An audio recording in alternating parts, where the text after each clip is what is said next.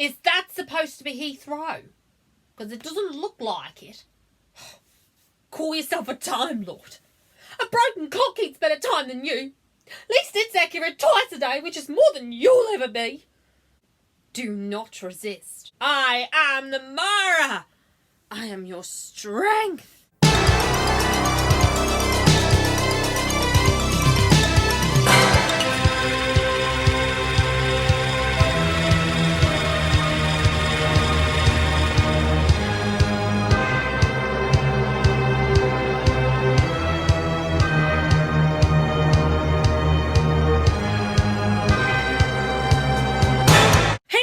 It's Laura here. Welcome back to my channel. What an intro that was. My Australian accent is terrible, I must admit, so please be gentle. I also have a friend joining me today. Stereotyping. No, her name is Bindi, named after Bindi Irwin, of course. She's a little cutie, isn't she? She's a little cutie pie. She's a squishmallow, and she's very squishy, and oh my god, I love her. Today is another installment of the Cosplay Chronicles, and because I was getting in my Tegan get-up for a very special event, I thought it would be nice to do a Tegan breakdown for the Cosplay Chronicles. I'm going to break down the 3 costumes that I've done personally, and I will give you guys some tips and tricks on how you could do it at home, as well as a makeup tutorial on how I do this face. I know, makeup tutorial from me. I haven't done one of those for years. Last time I filmed a makeup tutorial, it was on a laptop webcam. That is how long ago it was. So, without further ado, I'm going to get started and talk about my Tegan cosplay story. So, the very first time I cosplayed Tegan was in 2018, so 2 years ago. I decided to do an outfit that she's well known for, which is the Resurrection of the Daleks / Frontios outfit. It's her final outfit and it's really cute. I just thought it would be the easiest one to do. And it consists of a black, like, leather style miniskirt and then a white t-shirt with red and black print all over it. And the reason why I wore it is because I was meeting Peter Davison, and I thought it would be a way for me to get into his good books by cosplaying as one of his companions. I actually did most of my makeup the night before we went to Manchester, because we were getting up super early to travel from Hull to Manchester, which is a couple of hours in a car. I get to the convention, I get to meet people that I'd met online, like Dom and Rach, which was really nice. I remember meeting my friend Rach, who at the time, she was like a full-on cosplayer, like Tegan cosplayer, and she just looked incredible. We were wearing the same outfit, except she put kind of a punky twist on her version of Tegan and looked thebomb.com, shall we say. She looked absolutely incredible. I go and meet Peter. I'm kind of shaking a little bit. He looks up at me and he smiles and he's like, Tegan! And I just turn to him and I'm like, indeed. We have a little chat and it's really cute. And then he signs a picture for me, which is really, really cool. And then I was about to say, hey, can I get a picture with you? Because, you know, that's what you do. But Peter then switches it up and he says, I was wondering if I could get a picture with you. Then I can send it to Janet, being Janet Fielding, the real Tegan. The real Tegan. Oh my god, okay. I was like, yeah, all right. Little did I know, it was her birthday. So that is important to the story. He stands up, puts an arm around me, and says that I look fantastic as Tegan, and oh my god, he's such a sweetheart. And yes, as my friend Rob likes to constantly point out, there were happy tears. But I didn't tell you the best bit of the story. So, later on in the evening, I come home, back here, and then I get a message from Rob. Look at Twitter. You need to look at Twitter right now. And I'm thinking, what? Why? I haven't been on Twitter for a really long time. He sends me a screenshot of a tweet from Janet Fielding. And it says, text from Peter Davison. Happy birthday, Janet. Time to start taking it easy. I'm busy auditioning replacements. And the picture of us two. It was like starstruck moment. I was like, okay, so Peter Davison took a picture of us two on his phone, sent it to Janet, who's now tweeted it out. Right? That's just a typical convention for me. A lot of my friends were like, oh, that's Laura. Like, oh my God. Someone actually said, oh yeah, I remember seeing her walking around. There was one comment from a guy, not to be funny, but I think she's too tall to be an air stewardess. Rude. I was wearing heels. I was wearing black heels at the time, so, you know. 9th of September 2018. Best day ever. I don't know why I decided to do the purple. I think it's because I found this blouse, which has just come undone, and I found the skirt. Well, I actually went through a few different skirts, and this one seems to be the best colour match. It's from a charity shop as well, which is really cool. And then I had a go at drawing the Mara on my arm, which was fun. This is the best I could do, and I'm actually very proud of it. Purple is my favourite colour, so that's kind of the reason why I did it. I did her outfit from Kinder because she doesn't wear like the jacket, like the full uniform. She just wears like a shirt like this and a skirt, and it's just an easy one to do. It's not too difficult. Whereas with the uniform, I mean, I've seen some people do the uniform and look absolutely stunning. I just decided to do this look because purple's my favourite colour. And then the other look that I've done is a very recent one. It was a mock-up of her Charleston dress from Black Orchid, which is my dream costume. I am going to go and modify it and make it even better. But as a prototype, I'm very proud of it. I actually filmed a dance video in the garden in the dress that I'd done, and I was very, very proud of it. And I actually have found a lot of the elements of that from a charity shop. Like the white shoes and the base of the skirt were from charity shops. And then the headdress I made from a flower garland I found at the range. And then I had some fake flowers and just added them. It was a really easy craft. Well, I figured I would give you a few tips on how I cosplay Tegan and how I get into the spirit of things. So number one is go to charity shops and look at what's already available. If you look at research pictures, then a lot of places will have, like, you know, basic stuff like purple blouses or purple skirts. Just have a look around and see what's in your wardrobe and see what's in local charity shops or even in high street stores like, you know, Primark and stuff. I'm sure they have stuff in. The other thing that I have done is fabric paint, which I've talked about a bit in my Ace video, because I talked about the fact that I fabric paint a lot. I need to paint the back, but the front is actually so cute. This is my Frontios / Resurrection of the Daleks outfit.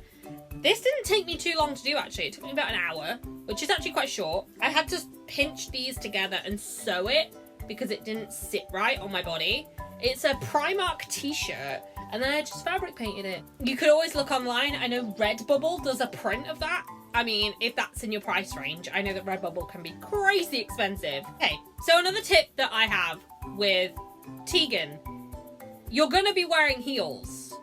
So when you go to a convention, always take flats with you. Oh my God, cannot recommend this enough. Sorry, Bindi. I mean, I know I'm hurting you, but I'm sorry, babe. I'm just very passionate, okay? Something that I found really helpful at conventions is something called roller soles. I think that's the name of them. They are such a great investment. I actually got some for my birthday. Oh my God, they're real lifesavers. What they are is they're basically, you can roll them up. They come in a pouch. You can put them in your bag. And then when you take your heels off, you can just take those out and wear them as shoes. They're only temporary, so, you know, they're not as good. You could take a pair of flats with you. Like, that could be an option. If you're not used to walking in heels, start practicing. Definitely. Practicing walking in heels, because she is a very confident character. Stick some music on, pretend you're at a runway at a fashion show, or you're on the main stage at RuPaul's Drag Race and just strut your stuff. Like, practice, play some music, hype yourself up, go for it and try it. And if you fall over, don't panic. We've all been there. You know, people might think you're drunk, but you can just say, oh no, it's just my heels. They might not believe you, but it's worth a try. It's just about having fun with the look. You don't have to talk in an Australian accent to cosplay Tegan. My Aussie accent is shit. I'm not even kidding. But if you want to practice just for fun doing an Australian accent, definitely go and check out some YouTubers, watch people and see how they do it. I've been told my accent's more of a Queensland style, more than a Brisbane, because Tegan is from Brisbane, and oh my god, it's raining. God's sake. Now I'm going to show you how I do the makeup. So I'm gonna let Laura from the past teach you how to get this face. Jump cut! Okay, so fun fact, I actually used to film makeup tutorials back in the day. It was kind of cringy. A lot of the YouTubers that I watched used to do their foundation and powder and concealer, and then they would do like one eye and then just do the other eye, which is such a smart way to do it. I'm going to show you how I do my Tegan makeup, and I'm in a purple vest top because I don't want to get makeup on my really nice shirt.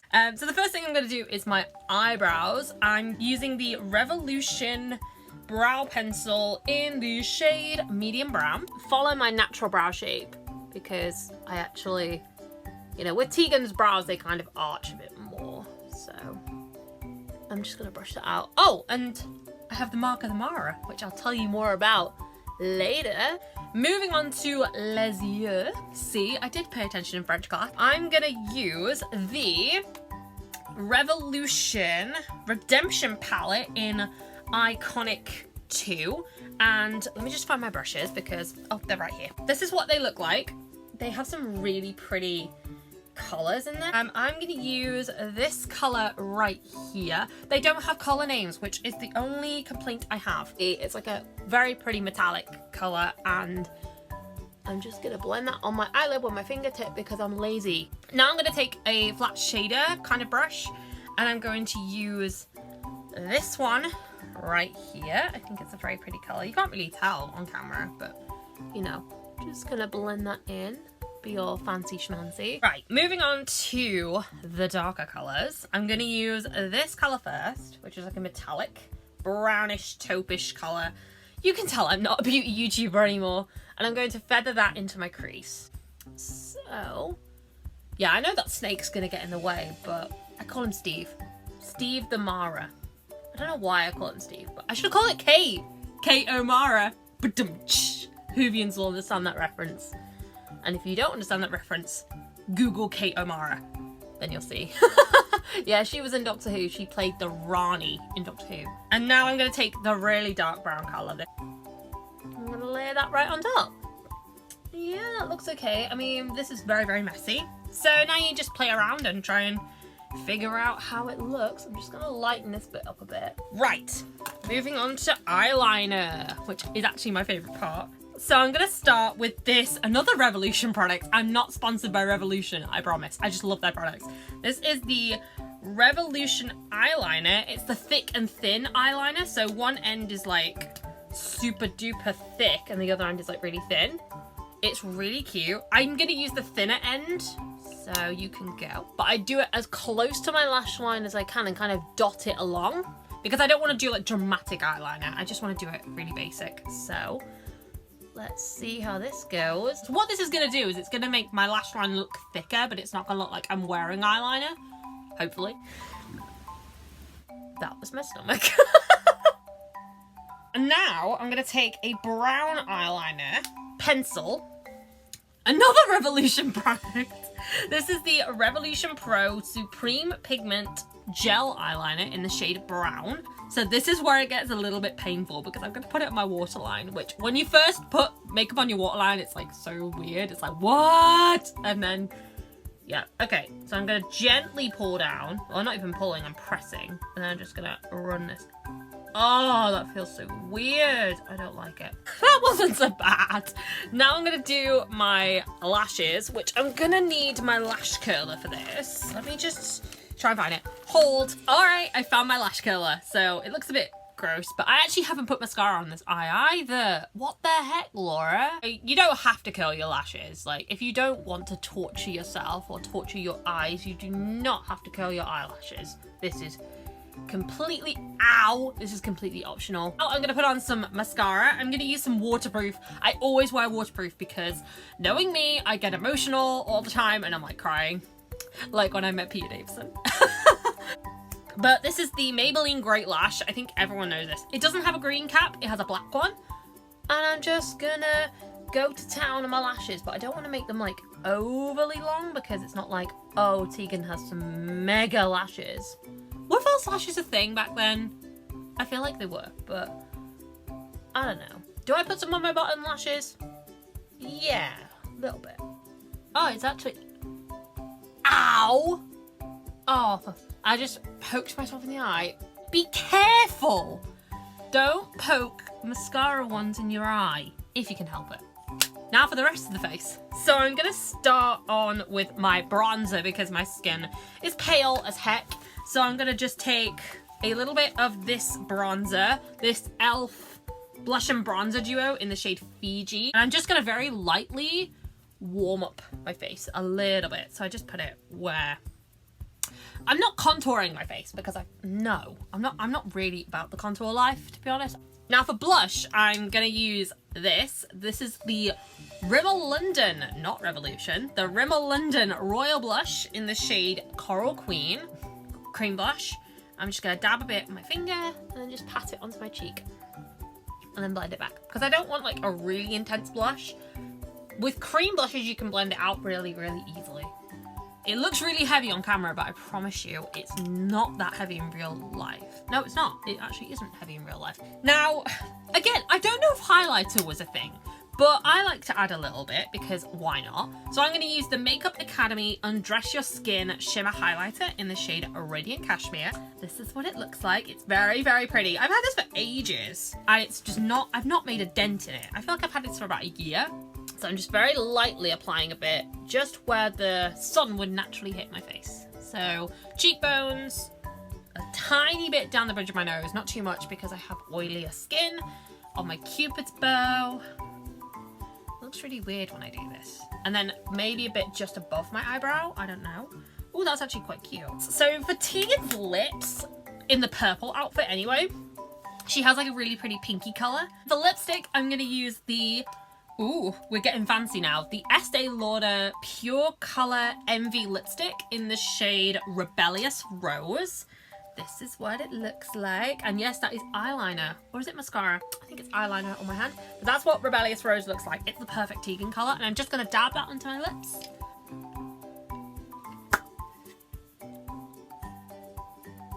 To finish off, I'm going to set this face with my Barry M All Night Long Makeup Setting Spray. I saw Trixie Mattel using this and it looked really good on her, so it's good enough for Trixie Mattel, it's good enough for me. Oh.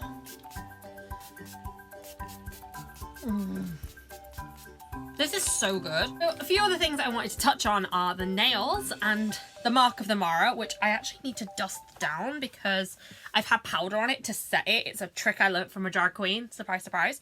The nail colour that I'm wearing is from Barry M. It's the Jelly High Shine Nail Paint in the shade Pomegranate. It's so pretty. It's very Tegan. The one I used to wear was also from Barry M. It was called Rhubarb. It's slightly darker. It's more of a mauve. How do you say that word? Can someone please explain? I just think it's a really perfect colour for Tegan. I think it's really, really nice. And then the Mark of the Mara. I've had a few people ask me how I colour this snake in. I use a liquid lipstick, and this is from Makeup Academy called the Velvet Lip Lacquer, and the shade is Sizzle. And if I can open it, it's basically just a liquid lipstick. It's an orangey colour. It comes out like this. It's just, oh my god, it's gorgeous. So that is how I do my Tegan makeup. I am now going to send you back to future Laura, and I will see you there. Okay. The final thing I want to say is about my hair. My hair, you could just get a wig. Like, this is a lot of work. What I did was I slept in pin curls, I backcombed it, hairsprayed the hell out of it, bobby pinned it. This bit of hair is actually going to drive me insane. My hair has had a glow up from when I was, you know, Tegan for the first time. It was shoddy. But now, look at me. I'm like a queen. Actually, Tegan is a queen. Janet Fielding is a queen. She is our Aussie queen. And if you don't behave, she's gonna take a didgeridoo and shove it where your didgeridoo don't want it to go. I've been wanting to say that for a really long time, and now I've had an excuse. Embrace your inner Aussie, inner Brisbane queen that is Tegan Jovanka. And yeah, I think that's it. So, Braveheart everyone, and I will see you in my next video. Bye!